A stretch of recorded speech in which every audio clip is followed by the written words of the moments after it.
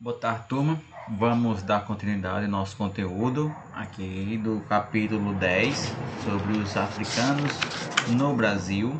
Vimos como era a chegada, como se deu a chegada dos africanos aqui no Brasil. Vimos também que havia uma escravidão também na África, mas claro, totalmente diferente como é a escravidão aqui no Brasil. Vou explicar a vocês que existia dois tipos de escravidão.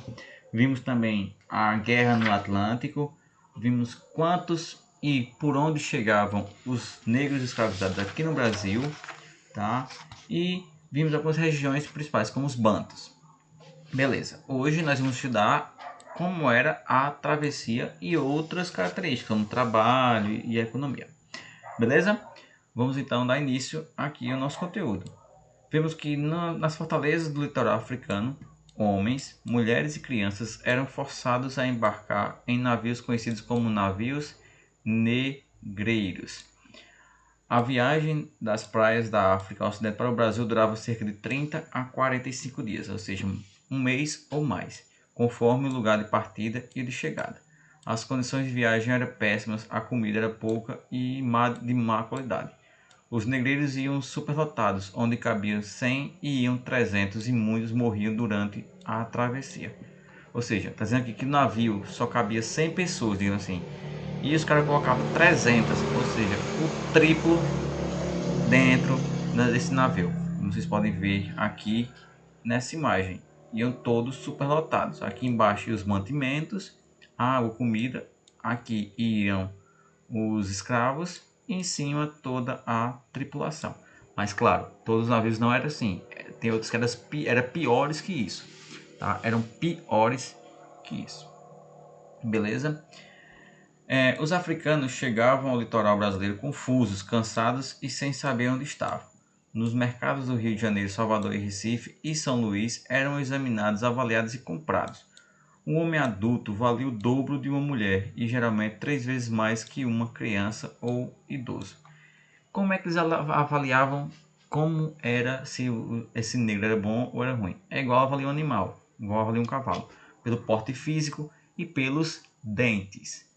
Aí eles vão saber como é se a pessoa era bom ou ruim. Igual avalia um cavalo, para vocês verem como as pessoas consideravam o negro como se fosse um animal, tá?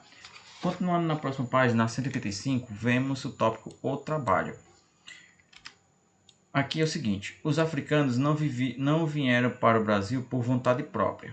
Vieram esforçados, né? Obrigados. Foram trazidos para trabalhar. No Brasil, eles trabalhavam de 12 a 15 horas por dia. Começavam 4 a 5 horas da manhã e ia até o anoitecer. Por vezes, as manhãs dos feriados e domingos eram usadas no conserto de cercas e estradas e outros serviços.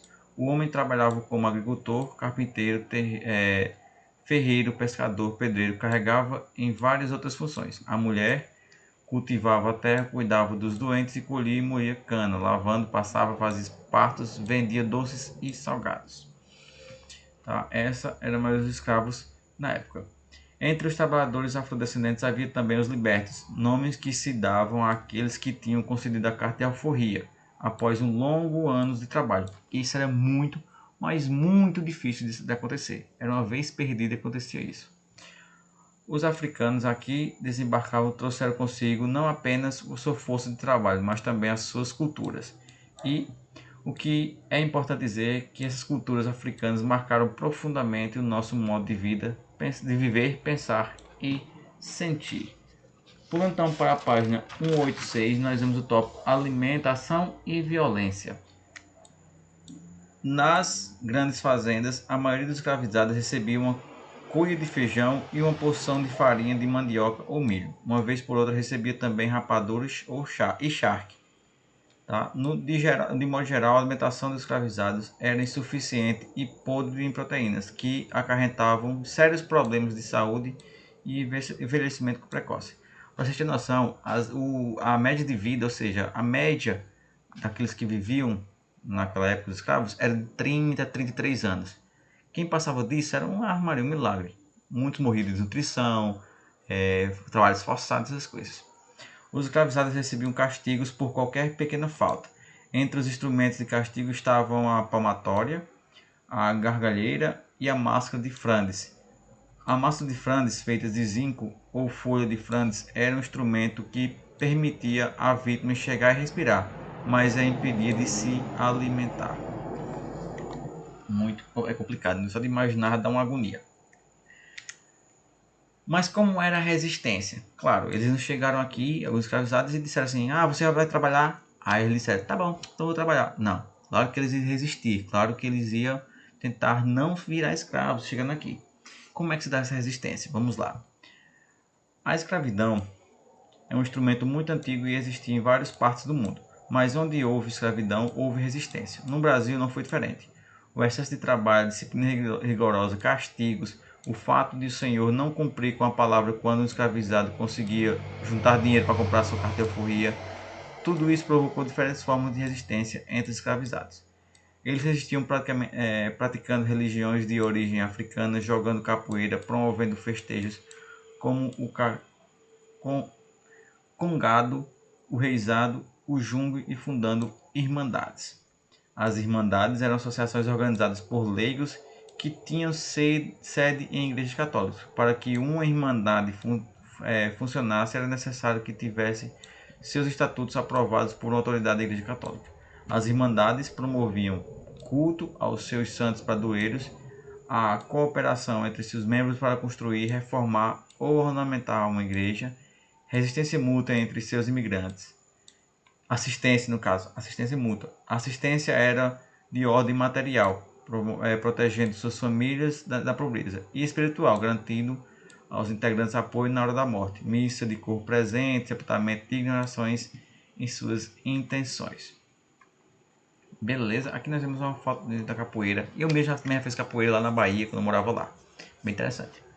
Tá? Continuando, nós vemos na página 188, para finalizarmos aqui nossa parte de hoje, nosso vídeo de hoje.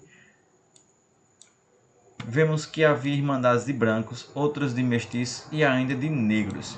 Havia também irmandades de ricos e outras de pobres, vivendo em épocas em que podiam frequentar as irmandades nem as igrejas dos brancos. Os negros fundaram suas próprias irmandades, sendo as mais requeridas as de Nossa Senhora do Rosário e São Benedito. Uma delas foi a Irmandade dos Homens Pretos de Salvador, um espaço associado que ajudava de ajuda mútua e de manutenção de uma identidade negra. A Irmandade dos Homens Pretos de Salvador foi fundada em 1685 por mulheres e homens originários da região onde hoje é Angola. Além da assistência dada aos seus associados na doença, na velhice e na morte, a Irmandade se empenhava também em conseguir dinheiro para comprar carta de alforria. Comprar carta de alforria aqui no sentido é comprar um escravo, para depois libertar ele. Por exemplo, eu tenho um escravo, chegava a Irmandade, comprava o escravo de mim e depois libertava. Tipo, só comprava para libertar o escravo, para ele não ser mais escravo. E a igreja sede da Irmandade começou a ser construída por escravos libertos em 1704 e foi reformada recentemente, situada no Largo do Pelourinho. A Irmandade da Igreja foi continuada sendo um dos centros de apoio à população negra de Salvador. Aqui nós vemos onde é que fica, aqui o localizado da Irmandade. Aqui o Pelourinho, e aqui a Igreja de Nossa Senhora do Rosário dos Pretos. Certo? Fotografia de 2014 em Salvador. Aqui, vocês podem ver aí no livro de vocês. Ok? Então, pessoal, rapidinho, nós vimos aqui como se deu a travessia, como se deu a chegada, como os negros eram avaliados. Vimos também a alimentação e a violência que eram sofridos e também a sua resistência.